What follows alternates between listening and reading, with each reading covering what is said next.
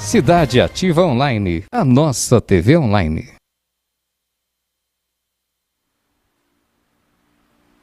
Boa noite, meu povo. Sob o patrocínio da RB Marketing Político, está no ar mais um programa Direito do Povo, na TV Cidade Ativa Online. Programa que tem a pretensão de esclarecer as dúvidas jurídicas que vocês colocam no programa. Por isso, não tenham vergonha, não tenham dúvidas, não se calem. Podem colocar suas dúvidas em nosso programa e, dentro do possível, eu vou respondê-las, praticamente todas elas, e se for muito complicado, evidentemente, ou eu vou responder particularmente, ou eu vou guardar a resposta mais completa para o programa que vem, né, para o programa da próxima semana. Porque, afinal, eu não sou dono da verdade, nem sei de tudo, tá certo? Então, muitas vezes assim, as pessoas não perguntam porque tem vergonha, já até me pararam não, exagero, me perguntaram na rua, né, se eu fiquei com vergonha de escrever lá a minha dúvida, que eu achei muito simples e tal. Não tenham vergonha. Às vezes o que parece ser muito simples, parece ser uma coisa de nada, vai ver, é um problemão, é uma coisa que pode estar criando um desconforto muito grande na sua vida, e por não ter dinheiro não vai procurar advogado, desconhecendo que você tem o direito de ter um advogado de forma gratuita. O Estado promove essa defesa de seus interesses jurídicos de forma gratuita, seja pela Defensoria Pública, seja pelo convênio da Defensoria Pública com a subseção da Ordem dos Advogados do Brasil em seu município. Então podem procurar, que vocês conseguem ter um advogado gratuito. Tá? Em caso de dúvida também, vá direto ao fórum, porque o fórum também tem um departamento, todos os fóruns do Estado de São Paulo, pelo menos, posso falar pelo Estado de São Paulo, todos os fóruns de todas as comarcas do Estado de São Paulo, tem lá um setor que tem pessoal especializado para ouvir dúvida e dar uma solução, ou pelo menos encaminhamento. Se a questão for simples, eles já mandam para o juizado de pequenas causas, onde você não vai precisar de advogado, o próprio fórum faz tua petição, intima a parte interessada, enfim, soluciona o teu problema. Se for uma coisa mais complicada, o pessoal do fórum, os funcionários do fórum vão com certeza te encaminhar para a Defensoria Pública do município. Tá bom, gente? Então, tanto não precisam se acanhar para mandar as perguntas aqui para o nosso programa, como também não precisa ficar se martirizando com uma dúvida sem saber que você tem o direito de ter uma defesa gratuita. É um direito esse garantido pela Constituição brasileira, viu, gente? Não é brincadeira, não. Não é só aqui no Estado de São Paulo, não. Em todo o território brasileiro, tá bom? E eu queria, antes de chegar à primeira questão para a gente, eu queria iniciar o programa com um assunto que certamente é de interesse para todos aqueles que estão empregados com carteira assinada, ou seja, estão pelo regime da CLT, contratados e registrados. É que, recentemente, o Supremo Tribunal Federal considerou, num julgamento, que o sindicato pode cobrar a contribuição sindical de todo trabalhador. E aí o que acontece? Vamos contar um pouquinho dessa história. Há algum tempo atrás, alguns sindicatos, eles mandavam um boleto cobrando o trabalhador e praticamente obrigavam o empregador a fazer o desconto na folha de pagamento, no holerite da pessoa, da contribuição sindical. Alguns sindicatos um pouco mais, outros sindicatos um pouco menos, mas a coisa variava de 1% do salário até, eu ouvi falar em casos de 5% do salário mensal. O que é um bom dinheiro, né, gente? Quer dizer, não dá para simplesmente você ter o teu salário descontado sem que você queira e sem que você seja filiado ao sindicato, né? Muito bem.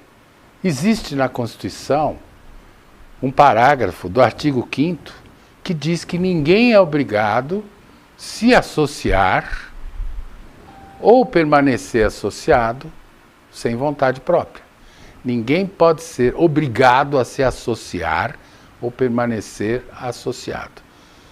Significa o seguinte, que ninguém é obrigado a ser associado do seu sindicato, ainda que esse sindicato represente a sua categoria, tá bom? Então, o que acontecia? Os sindicatos cobravam e ou empresas ou trabalhadores entravam com uma ação, tinham que entrar com uma ação dizendo, não, eu não quero ser descontado, porque eu não quero saber do que o sindicato faz para mim ou não faz, tal, eu não quero fazer essa contribuição. Muito bem. A coisa chegou no Supremo Tribunal Federal. Então, algumas decisões judiciais diziam, não, o sindicato não pode cobrar. E tem que devolver o dinheiro que pagou. Muito bem. Outros julgados diziam, não, pode cobrar, porque afinal é um direito do sindicato, ele representa a categoria, etc, etc. Muito bem. Isto foi parar no Supremo, devido à quantidade de ações que havia em todo o território brasileiro com essa questão.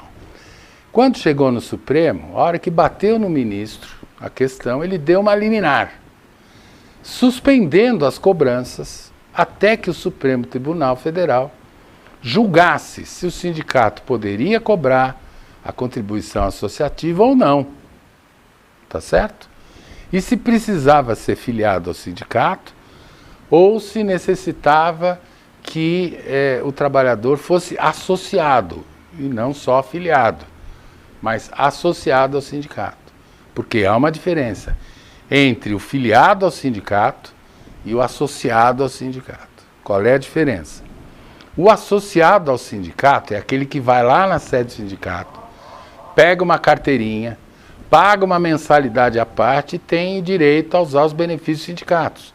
Tem sindicato que tem colônia de férias, tem clube de campo, tem piscina, tem sindicato. Eu próprio advoguei para um sindicato de grande relevância nacional, um sindicato, na época, o segundo maior do mundo, que era o Sindicato dos Metalúrgicos de São Paulo, e lá eles tinham barbeiro, cabeleireiro, massagista, dentista, consultório médico, eles tinham uma série de benesses, colônia de férias, enfim, uma série de benesses para os seus associados. Esse é o associado. O filiado, não, eu sou mecânico da indústria X, eu sou torneiro mecânico. Tá, ele faz parte da categoria metalúrgicos. Então basta que você trabalhe numa indústria metalúrgica para você ser filiado ao sindicato dos metalúrgicos. Entenderam a diferença? Muito bem. O sindicato então deu uma liminar, o Supremo Tribunal Federal deu uma liminar, suspendendo todas as cobranças de todos os sindicatos, até que ele decidisse se podia cobrar ou não. Recentemente, o Supremo Tribunal Federal decidiu que sim, o sindicato poderia cobrar dos seus filiados a associação contributiva, a mensalidade ou desconto no salário, diretamente no desconto do salário. Muito bem. A partir dessa decisão, e daí vem a importância do que eu vou falar agora, é que alguns sindicatos, ou alguns presidentes dos sindicatos, ou mesmo diretorias de sindicatos, adotaram uma prática, adotaram uma postura que, a meu ver, é altamente arbitrária e altamente prejudicial aos trabalhadores. Eu dou um exemplo, e vou falar aqui abertamente. O sindicato das Domésticas de São Paulo. Sindicato das Domésticas. É um sindicato grande, é um sindicato forte. É bem verdade que muita doméstica não é registrada, mas depois de, se não me falha a memória, da lei que teve em 2017, acho 2016, praticamente todos os domésticos foram obrigados, quer dizer, todos os patrões de domésticos foram obrigados a registrar os seus empregados domésticos. Com a facilidade, inclusive, de pagar os impostos devidos através do e-social, é bem mais barato, etc, etc. Muito bem. O Sindicato das Domésticas, veja que absurdo, está entrando com uma ação coletiva para servir para toda a categoria, para cobrar os 5 anos de hoje, contando 5 anos para trás, a contribuição de cada uma dos domésticos, dos trabalhadores domésticos. Olha que absurdo, não é? Não pode, gente. Isso é absolutamente ilegal. Eu li as razões da advogada do sindicato, falando, não, a gente pode, por causa disso, por causa daquilo, balela, jogo de advogado, tá certo? Tem nada a ver. Por quê? Como é que eu vou cobrar retroativamente se durante esse tempo havia uma liminar, que era uma decisão judicial, do Supremo Tribunal Federal, dizendo que era para suspender, que não podia pegar, não podia pedir. Ué, se não podia cobrar por decisão do Supremo Tribunal Federal, o que esse sindicato pensa, então, que pode mais que uma decisão judicial? Eu não vejo razão, não vejo motivo, não. Tá certo? Então, gente, vocês tomem cuidado com as cobranças de seus sindicatos. E dos patrões também. Como se defender dessa cobrança caso você não queira? É muito simples. Você precisa mandar um comunicado por escrito, tanto para o seu empregador, dizendo que não quer pagar a contribuição associativa do sindicato, como também mandar por escrito, manifestando o seu desejo de não ter o salário descontado com a taxa de filiação da categoria, com a taxa do sindicato. Se você não fizer isso, o sindicato pode te cobrar e você vai sofrer um desconto, se é que já não está sofrendo esse desconto, no teu olerite. Então, para o trabalhador que não sabe disso, caso você se sinta incomodado com o desconto que vem na sua folha de pagamento, faça isso. Escreva uma cartinha simples. Olha, venho por meio desta manifestar o meu desejo de não ser descontado do salário por conta de contribuição sindical. Ou simplesmente uma frase com a tua assinatura: não quero pagar a contribuição sindical. Ponto final. Assina, põe documento, manda para o sindicato, manda para o empregador. Está feito o negócio, você não pode mais ser descontado. Se for descontado após essa manifestação, pode cobrar do teu patrão, pode cobrar do sindicato, que eles vão te reembolsar pelo valor que você pagou. Tá bom, gente? Eu acho que esse assunto ele é bem importante, eu achei bastante relevante para trazer aqui para o programa, porque muitas vezes a pessoa recebe o olerite. Ah, quanto você ganha? Ah, eu ganho, sei lá, 3 mil reais. Ele enche a boca para dizer 3 mil reais. Aí vem o olerite lá, então, mas peraí. Aí tem desconto de imposto de renda, tem desconto do INSS, tem desconto não sei do que. Tá certo? E tem também a contribuição sindical. Quer dizer, então líquido, a pessoa acaba, que ganha 3 mil, acaba recebendo aí 2.400, 2.500. É uma parcela, é um pedaço do seu salário que faz falta. 500 reais para quem ganha 3 mil faz muita falta, eu acho. Tá certo? É verdade que com 500 reais, muito provavelmente você não consiga fazer aí um mercado que dure o mês inteiro, né? Eu ouvi contar, não sei se é verdade, eu vi na internet rapidamente, não me aprofundei, que uma cesta básica aqui em São Paulo custa quase R$500, uma cesta básica. Não sei também o tamanho da cesta básica e o que tem na cesta básica, tá certo? Não sei. Mas vamos lá. Roberto Aparecido Ferreira, parabéns, doutor, pela ótima programação e audiência garantida. Sucesso. Muito obrigado, Roberto. Roberto é nosso patrão, gente. Quem me paga aqui, quem me trouxe para cá, quem paga o meu cachê, né? Eu preciso agradecer muito. Manuela Siqueira, boa noite, doutor Paulo. Beijos de Luanda, Angola. Logo vou para o Brasil. Falei com o doutor pessoalmente. Ô, Manuela, terei imenso prazer em recebê-la aqui no Brasil, viu? Serei seu Cicerone. Terei todo o prazer do mundo em te encontrar pessoalmente, em conversar com você lá no escritório, conversar com você. Quem sabe até a gente marca uma entrevista aqui nesse programa para você falar aí né? Falar do seu país, falar do que está acontecendo no seu país. Eu sei que a situação aí não está muito boa, né?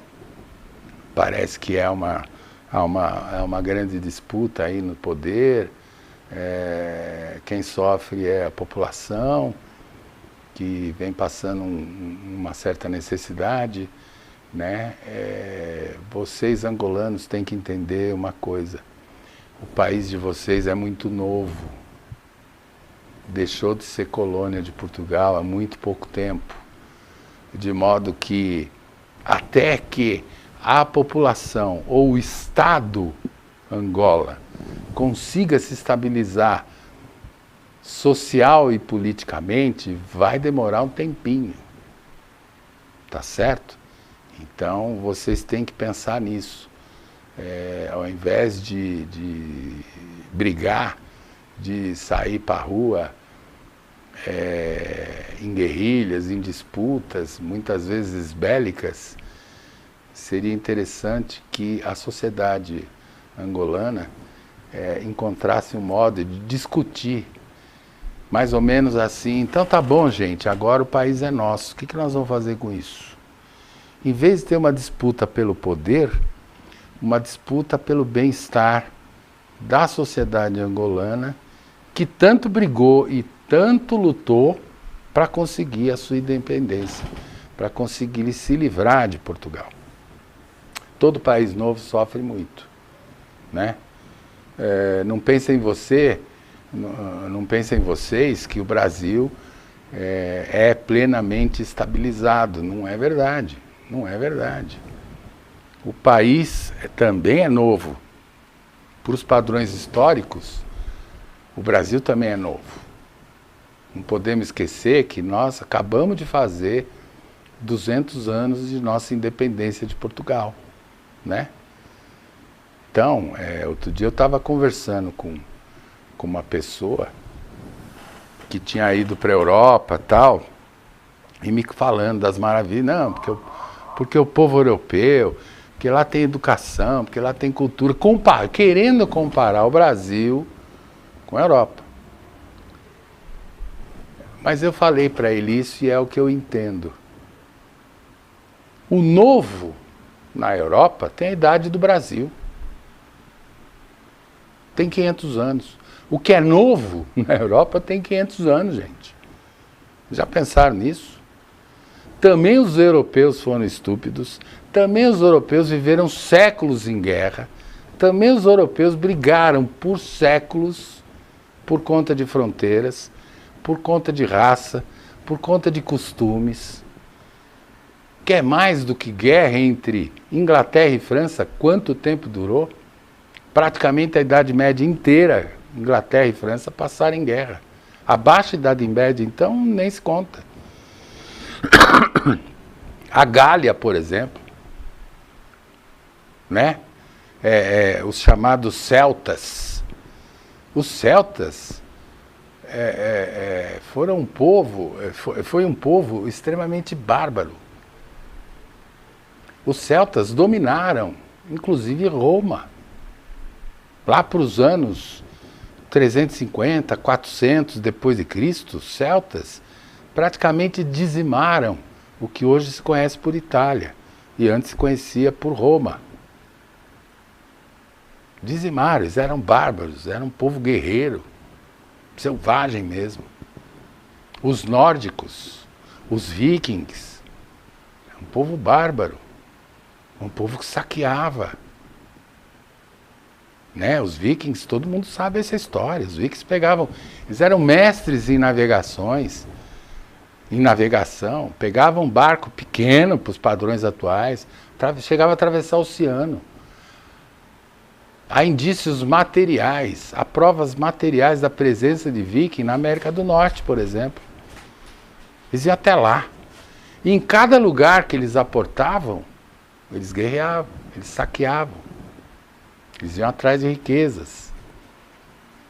Então, como é que a gente pode comparar hoje? A Europa está estabilizada? Mais ou menos, mas está estabilizada. Então, é um povo que tem cultura. E essa cultura vem de muita luta, de muito sofrimento. O europeu, em geral, entendeu que é melhor pensar coletivamente e não individualmente. Para que você tenha vantagem dentro de uma sociedade, para que você viva bem dentro de uma sociedade, é preciso que cada um faça a sua parte. Fazer sua parte compreende cumprir as leis. Mais do que as leis, cumprir uma conduta social que seja honesta, que seja clara, que seja limpa e que pense na coletividade. Em muitas cidades, a grande maioria das cidades europeias, você anda no chão, não vê um papelzinho, não vê uma sujeirinha. Aqui em São Paulo, que é a cidade mais rica do país, você anda na rua, dá nojo. É muito lixo. Você vê lagoa, vê rio, vê mar, vê praia cheia de lixo, forrada de lixo. Isso é falta de educação. Não me refiro à educação escolar, me refiro à educação cultural, né? Enfim. Bruno, ótima noite, Dr. Paulo. Boa programação para você e aos internautas que sempre acompanham as programações. Muito obrigado, Bruno. Bom te ver aqui de novo no nosso programa, seguindo o nosso programa, assistindo o nosso programa.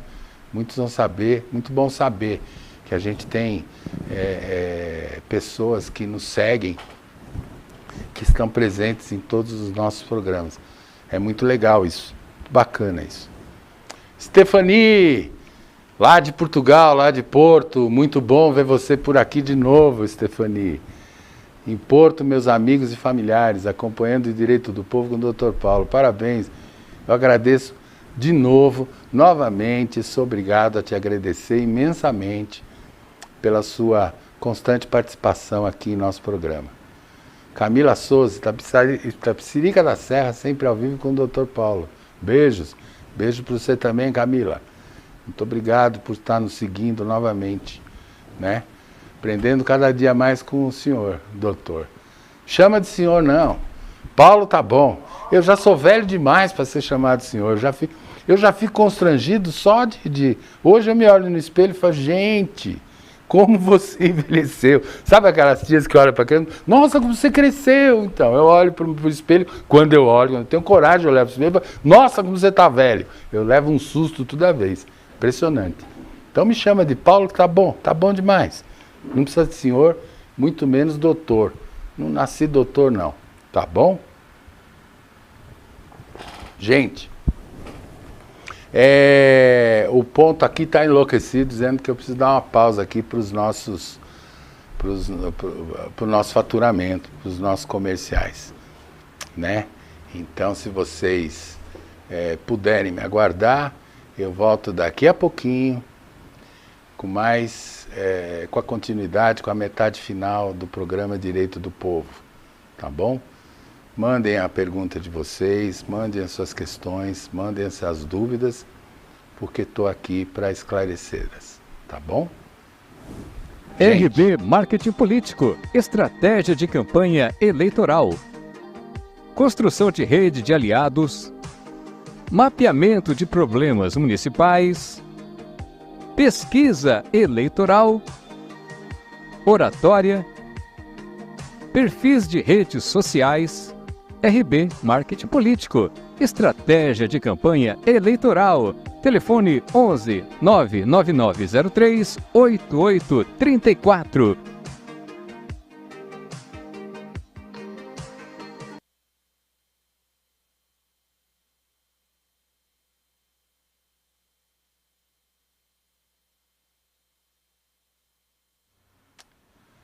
Olá, gente, novamente aqui, após esse pequeno intervalo.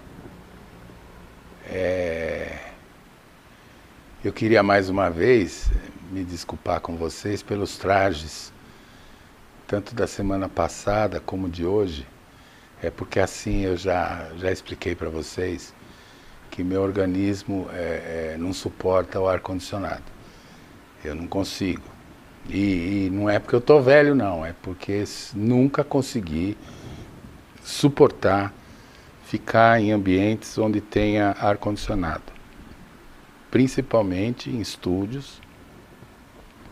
É bem verdade que é bem quente. Qualquer estúdio de TV é bastante quente. Até por conta da iluminação. Mas o ar-condicionado me faz muito mal. E não está dando refresco. Aqui, a gente mora aqui na Grande São Paulo, na cidade de São Paulo, e é muito quente. Está muito quente.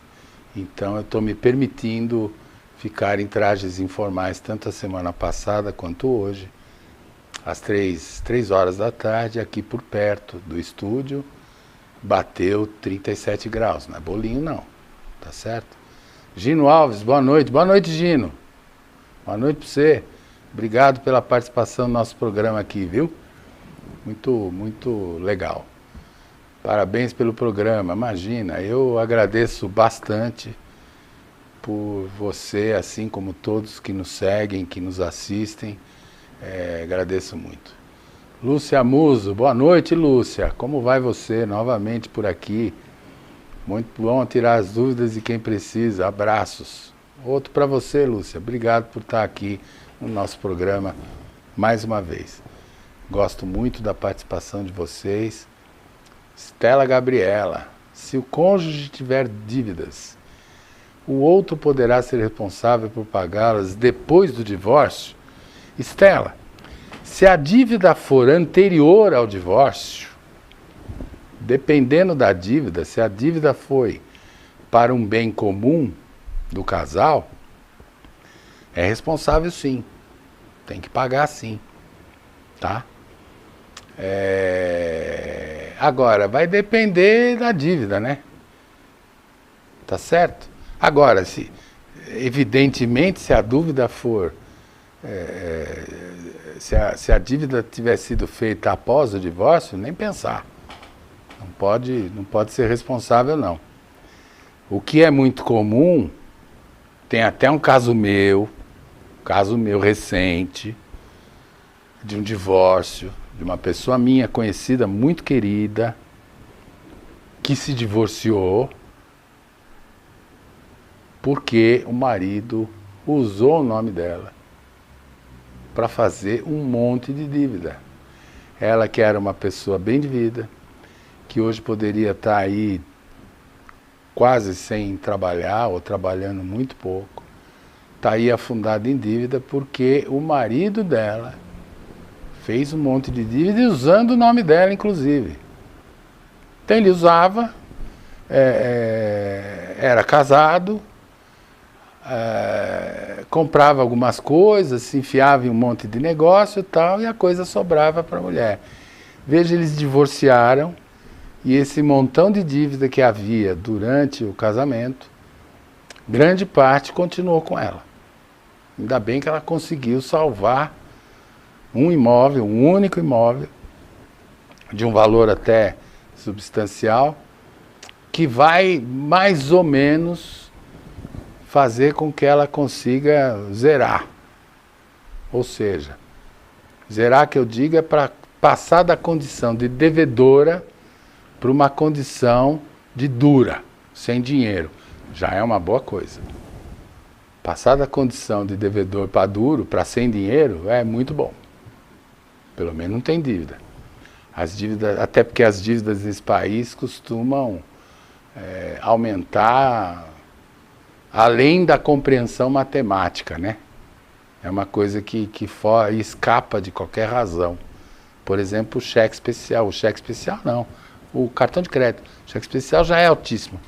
O cartão de crédito foge a qualquer raciocínio lógico matemático. Não é? Eu acho que qualquer matemático teria dificuldade em calcular como é que consegue ter 453% ao ano de juros. Vai vendo. Tem cabimento, né, gente? Isso é sem vergonhice.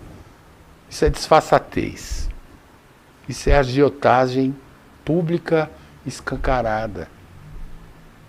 E agiotagem é crime no nosso Código Penal. Ser agiota é ser criminoso.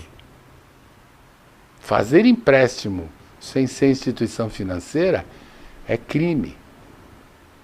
Principalmente pelos juros cobrados. Há uma figura no Código Penal que é proibido, também no Código Civil, que tem um nome que parece um palavrão. Anatocismo. O que é anatocismo? Anatocismo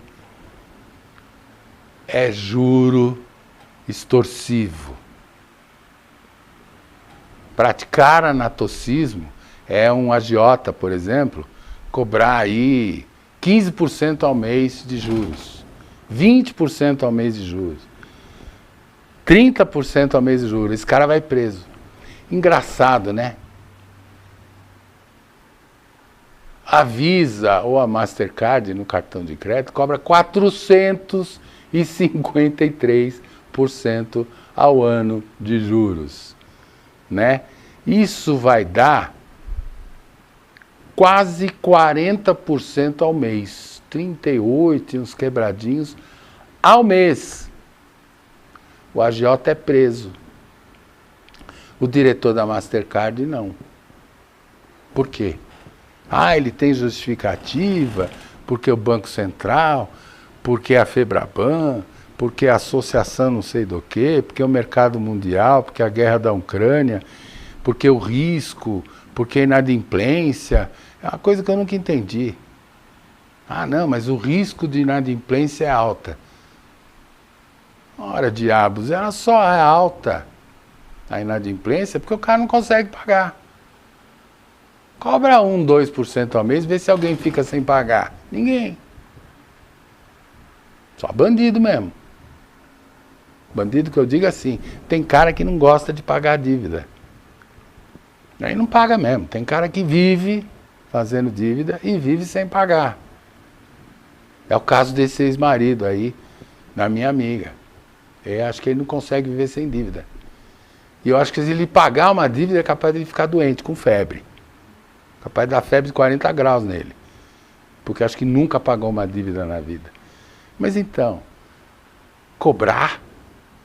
Mário Barros, lá de Angola, boa noite. Uma anciã em Angola vivia numa casa há mais de 40 anos. Só que no decorrer do tempo, o filho obriga a mãe a assinar um documento. Afinal, era para vender o imóvel. É triste, é muito triste, ô Mário. Aqui no Brasil também acontece, muitas vezes, viu? Mas há defesas, há defesas.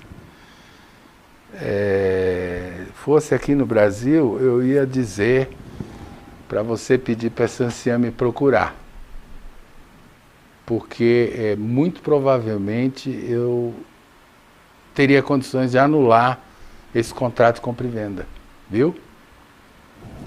E teria até condições de deserdar esse filho, para não falar outra coisa, que no Brasil a gente poderia chamar de filho da mãe, né? Esse cara não merece, ele merece ser deserdado por ingratidão. Está previsto na legislação brasileira. E não é muito difícil anular um contrato desse não, viu? Não é nada difícil aqui no Brasil.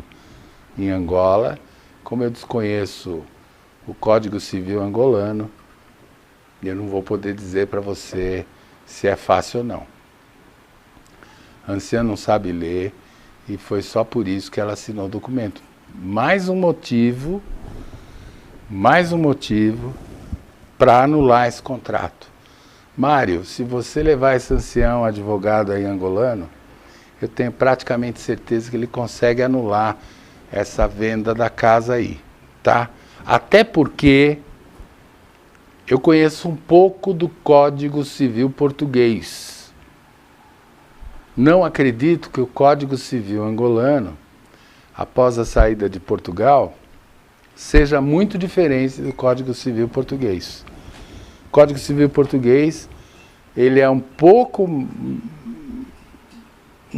mais ultrapassado do que o brasileiro, que é recente, que é mais ou menos novo, mas é um código atual, ele é atualíssimo. E também no Código Civil português seria fácil anular esse contrato. Então procure aí, se você quiser ajudar essa anciã, Mário, procura aí um advogado na Angola e leva para ele esse caso, leva essa anciã até o escritório desse advogado e quase que com certeza esse advogado vai conseguir anular o contrato, viu?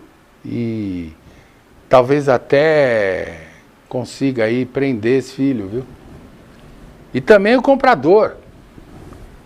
Eu não acredito que o comprador tenha comprado de boa fé, sem saber que estava, entre aspas, roubando a casa de uma senhora que não sabe ler, uma senhora de idade, né?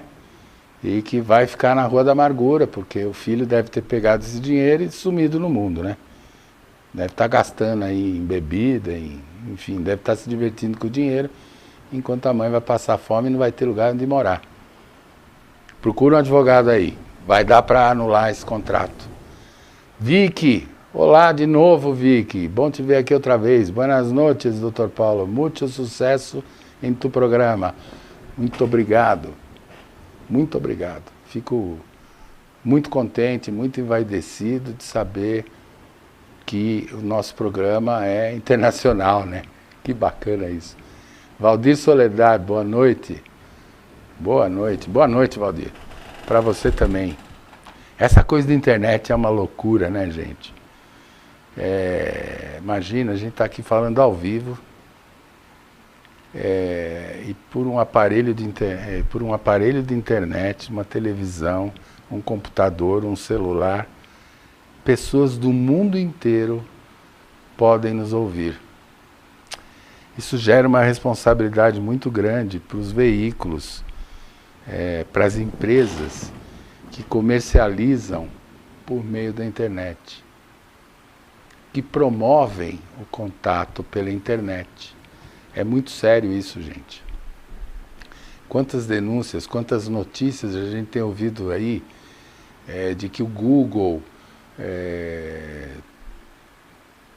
está sendo invadido ou muitas vezes propaga dados íntimos, pessoais dos seus usuários, né?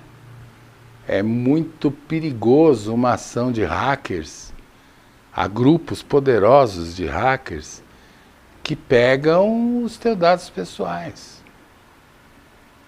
Há uma certa teoria da conspiração que alguns juram ser verdades. Eu conversei com algumas pessoas recentemente que são técnicos em TI, em tecnologia da informação, e algum desses técnicos em TI, eles admitem sim a possibilidade da gente estar sendo vigiado a todo momento. Às vezes está usando o teu computador, notebook principalmente, que tem uma câmera acoplada, celular que também tem uma câmera acoplada, e você está usando e a pessoa está te vendo. A Google, por exemplo, isto é fato, que já foi comprovado, ela até respondeu um processo, sabe o que você usa, sabe o que você gosta, sabe o que você come, sabe o que você veste, principalmente sabe com quem você fala. A Google sabe disso. Diz ela que não divulga. Diz ela que sabe, mas não sabe o nome. Ela só coleciona e arquiva o uso que o seu usuário faz da Google. Assim é também com o Facebook. Assim também é com o Instagram. Estou citando só exemplos. Tem vários outros. Traves Stana. Boa noite, Dr. Paulo Bonadies. Parabéns pelo seu trabalho. Em pouco tempo temos aprendido bastante contigo. Muito obrigado, Traves. Fico orgulhoso de saber. Fico bastante orgulhoso de saber que, pelo menos um pouco daquilo que eu falo aqui, as pessoas introjetam. Tatá Maria Soares, boa noite a todos. Boa noite, Tatá. Prazer em vê-lo por aqui, viu? Muito bom saber que você está por aqui. Maria Nunes, uma pessoa pode ser condenada se não soubesse que estava cometendo um crime? Pode. Dependendo do crime, pode. Muitas vezes você pratica determinadas ações que você não sabia que era crime. Pode ser. E pode ser que você esteja, sei lá, praticando alguma... É difícil exemplificar, mas é possível. Na literatura jurídica criminal, na ciência do direito penal, há exemplos da pessoa cometer crime sem saber que está cometendo um crime. Viu? Por exemplo, tem gente que não sabe aquelas canetinhas a laser? Tem gente que não sabe que usar isso em público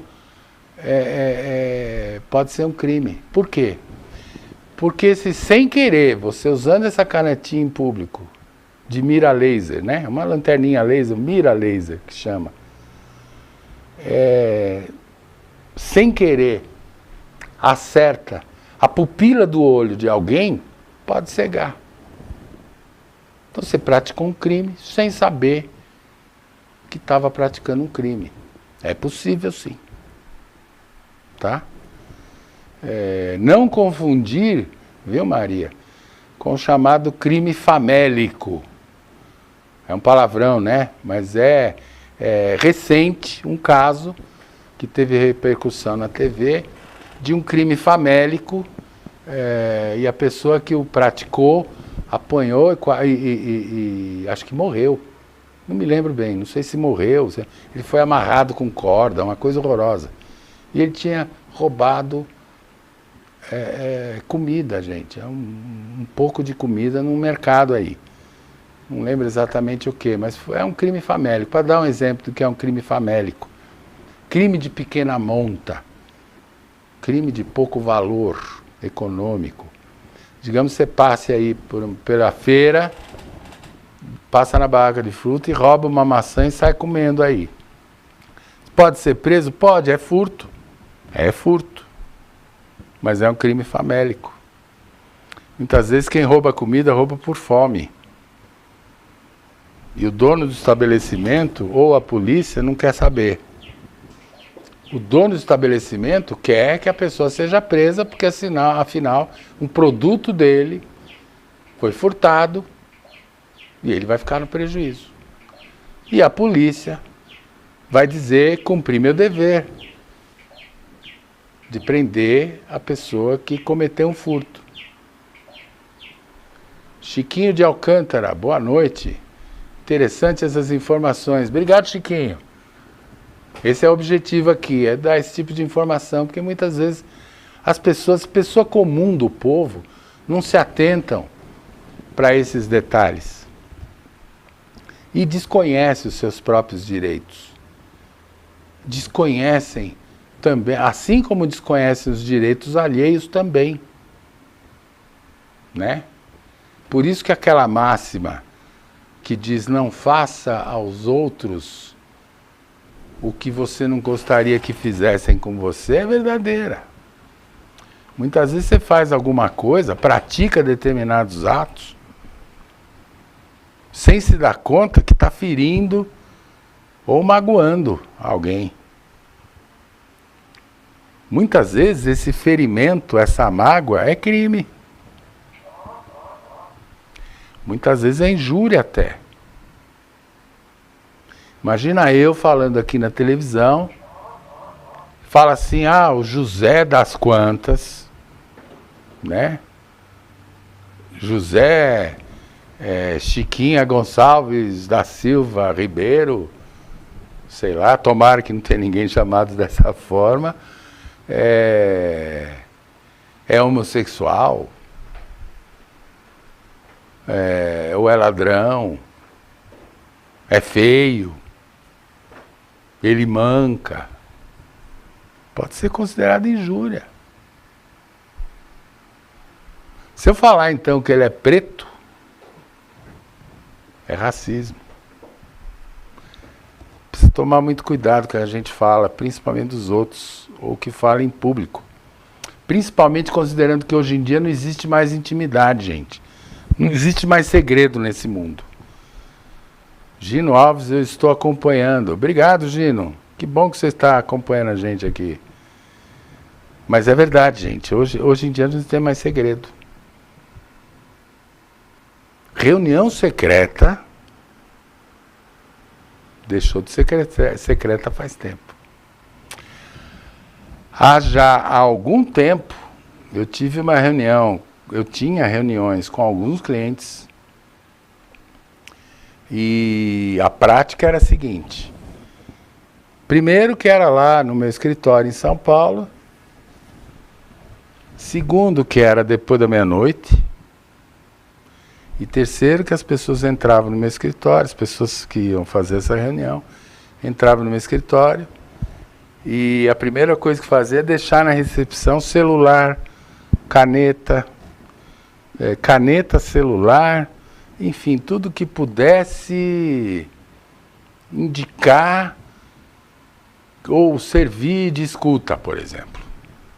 E além disso, tinha uma pessoa lá no meu escritório, funcionário meu, que descobriu que existia no mercado, não sei onde é que ele foi buscar, mas ele tinha um aparelhinho que era bloqueador de sinal. A reunião começava, ele ligava o aparelho, não tinha celular, e até sinais de algumas estações de TV ou de rádio, sei lá, funcionavam por perto, né? Eu não sei nem se os vizinhos lá, era uma casa, mas eu não sei se os vizinhos do lado direito e esquerdo também tinham sinal de celular bloqueado durante a nossa reunião. Você vê onde chegava a paranoia de poder conversar livremente sem que ninguém escutasse ou se ninguém estivesse gravando ou filmando. Hoje não existe mais isso. Hoje você está num boteco conversando com um amigo, é capaz de alguém botar no Facebook que você tem namorado. Ou que está de namorado novo. Você encontra na rua com uma amiga de tempo, digamos, tempo da escola, encontra com essa amiga. Dá um grande abraço, um forte abraço nessa amiga. Alguém tira essa foto, você abraçando essa amiga, e vai colocar no Facebook que você está traindo a tua mulher. Ou que a minha amiga está traindo o namorado ou o marido. Hoje em dia está assim, gente, uma vigília constante. E as pessoas não se intimidam de postar qualquer coisa. Vanessa Dickman, boa tarde, Dr. Paulo. Parabéns pelo seu trabalho, amo cada apresentação sua. Manda um alô para nós em Maceió. Ô, Maceió, terra abençoada, conheço, acho lindo Maceió. Vanessa, um beijo para todos aí de Maceió, viu? Gosto muito de Maceió. Tem uma praia em Maceió que eu acho fantástica. Eu acho que chama Costa Verde, se não me falha a memória. E tem também a Praia do Francês. Agora, a Praia do Francês eu não sei se faz parte do município de Maceió. Eu acredito que sim. Mas eu não sei porque tem um lago, e tem aquele lago e aquela ponte que a gente atravessa para chegar na Praia do Francês. Né? Mas é uma terra abençoada, é linda demais. O mar aí de Alagoas em geral é fantástico. É um verde cristalino, não é um azul como tem no Caribe, por exemplo, Mar do Caribe, não. É um verdezinho claro, lindo, mar maravilhoso, transparente, águas limpas. Vocês estão aí de parabéns, estão no paraíso aí, viu, Vanessa? Jaqueline, boa noite, Dr. Paulo. Abraços de Portugal. Obrigado, Jaqueline. Abraço para vocês aí também, viu? Já falei com a tua conterrânea aí. Que bom, ela está em Porto. Você precisa me dizer que cidade você está aí, viu, Jaque? Bom te ver por aqui. Saudades de você, viu? Vamos ver se avisa quando voltar aqui pro Brasil. Tá bom? Manda notícia pra gente. Existe sim. Meu ex se chama José Gonçalves. Ele não era bandido. Mas eu descobri que ele era gay. Isso merece processo. Fingiram que não é? Vanessa, pode ser. Pode ser. Dependendo de como você descobriu que ele era gay, pode até rolar um processinho aí de indenização por danos morais, né? Agora, Vanessa, será? Descobriu que ele era gay, muito bem. Mas vai ver, ele não é só gay, né? Vai ver, ele é bissexual, é uma opção sexual. Ele só não disse pra você, né? Que ele era bissexual ou era homossexual, né? Aliás, tem muito casal aí, pros meus padrões, pros padrões de pessoas da minha idade, moderno demais. Francês demais pro meu gosto, né?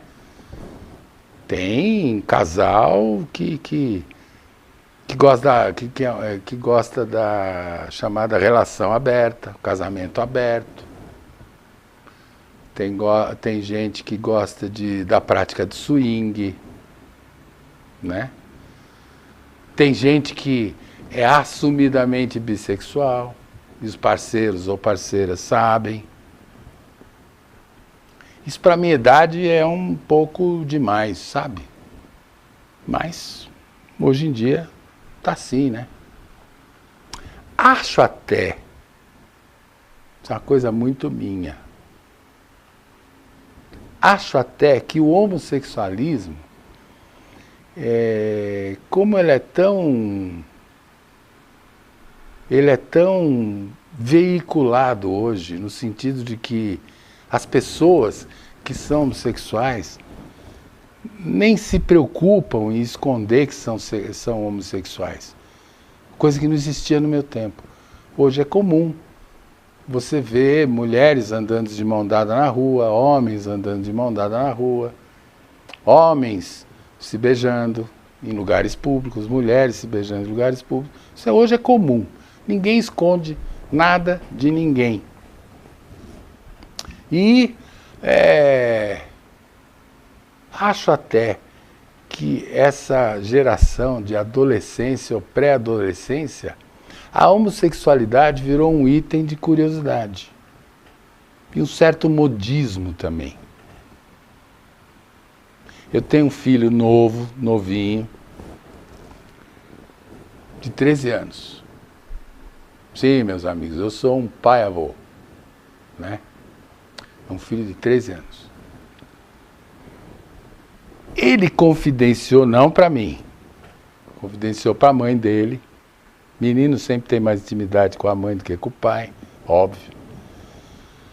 Que uma amiga dele de escola, portanto da idade dele, haveria dito, não sei, já não sei se é em público ou para ele, que a frase foi essa: a minha amiga disse que acha que é gay. Gente, isso eu acho que é um misto de modismo e curiosidade, na minha maneira de ver. E eu não condeno, porque de repente é com a experiência que a gente se encontra, né? É a chamada experimentação empírica. O que é uma experimentação empírica? É o tal do vai errando até aprender. Lembra, quem já fez colegial, hoje tem outro nome, hoje acho que é ensino médio. Na minha época era científico, depois virou colegial, agora é ensino médio. Quem já estudou, já fez ensino médio ou está no ensino médio, já ouviu falar dos ratinhos do Skinner, né? É o método da experimentação, o método Skinner, que assim o ratinho vai levando choque até aprender onde ficava a comida. Aí aprende e não leva mais choque. E essa é a experiência de Skinner.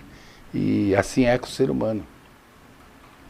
São das nossas experiências, a somatória das nossas experiências nos tornam o que somos hoje. Em outras palavras, nós somos o resultado das nossas escolhas de vida. Nós vivemos escolhendo profissão, parceiro, parceira, amigos, colegas de trabalho, o que ter, o que vestir. São escolhas que a gente faz. Toda escolha de vida que a gente tem dois lados, dois rumos. Você escolhe um. Lá adiante, escolhi errado, não importa. Parte para outra.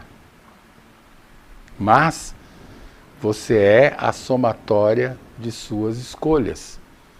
Por isso é que a idade traz conhecimento, que pode ser traduzido como acúmulo de experiências. A pessoa com mais idade tem mais experiência, vai acumulando sabedoria, né? Pensem nisso, tá bom? Estamos terminando o nosso programa de hoje, agradecendo imensamente aqueles que nos seguem, aqueles que nos assistem. Somos muito envaidecidos de termos gentes até bastante assíduas no nosso programa. E, por favor, não se acanhem, mandem perguntas. Se vocês não mandarem perguntas para a gente, o meu patrão vai encerrar esse programa. Porque não dá para a gente ficar aqui falando e falando e falando, como se fosse uma aula de direito, né? Ou como se eu fosse um comentarista político, comentarista jornalístico, um comentarista eleitoral. Comentarista eleitoral, se o nosso programa sobreviver até lá, eu vou falar bastante de política aqui, bastante de eleição. Ainda vamos, mas está muito cedo ainda. Eleição só ano que vem. Ano que vem a gente fala disso, mas para a gente chegar até ano que vem, vocês têm que mandar as perguntas para a gente, para que nós possamos respondê-la, para que este programa cumpra o seu objetivo. Tá bom, gente? Boa noite, fiquem com Deus. Até a semana que vem, se Deus quiser.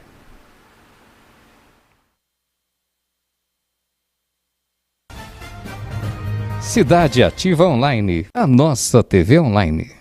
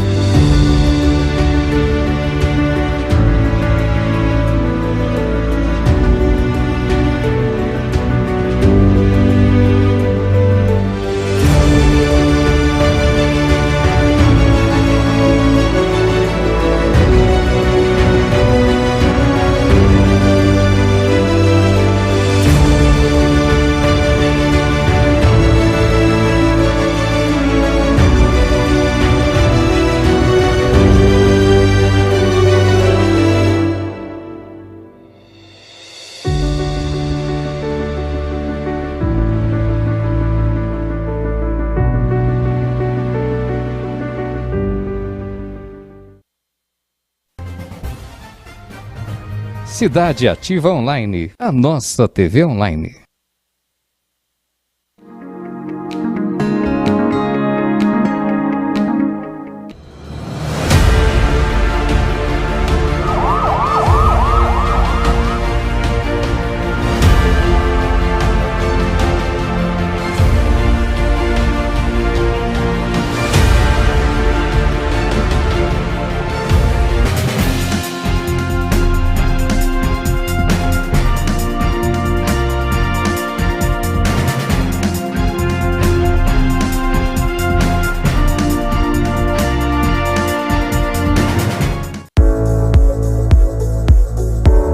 Meu nome é Paulo Bonadies, eu sou advogado militante há 43 anos. A grande maioria tem muito pouco.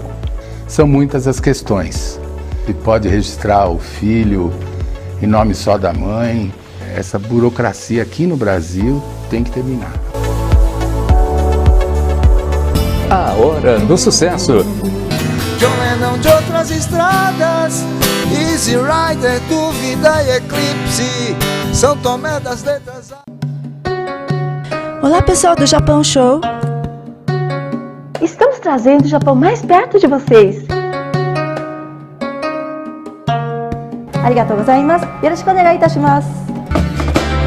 Então vem, eu tô apaixonado, que eu tô desesperado, pensando em você.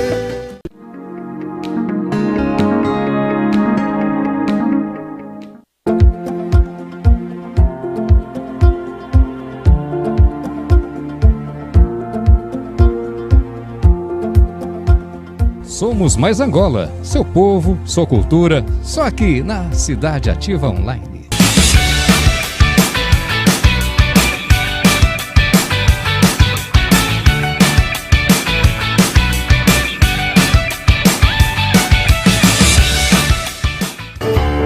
Well, it's one to the preacher.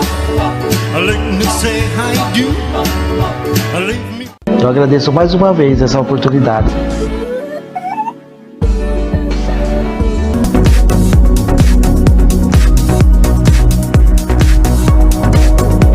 Porque hoje eu tenho um carinho dos meus filhos. Descobri que eu tô grávida de novo. Nós estamos abandonados. O meu vizinho tomou até um tiro na perna. A gente tem que buscar os nossos direitos. É como um cavalo que tem dois donos que morre de fome. Deus agita o mar, remove montanhas. Deus faz mais que isso para te ajudar. Às vezes o mar. Obrigado, que Deus abençoe. TV Online.